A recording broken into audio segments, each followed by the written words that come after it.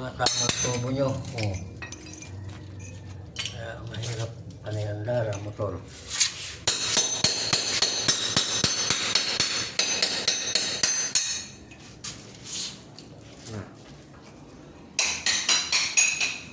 Naagos pala yun dito.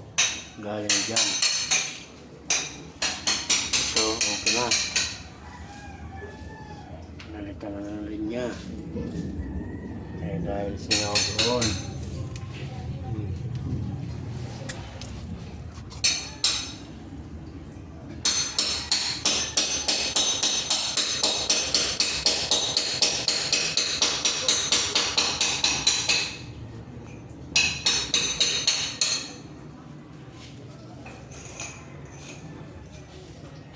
Bukas tong letter A. Oo, sa dito. Sa? Baba. Oo, ayan. Ba't tinaagot yan? Ay, walang tama na. Walang tama. Talaga? Oo. Tapos natulog siya, gano'n lang. Pangit talaga pag walang motor. Lahat talaga may motor.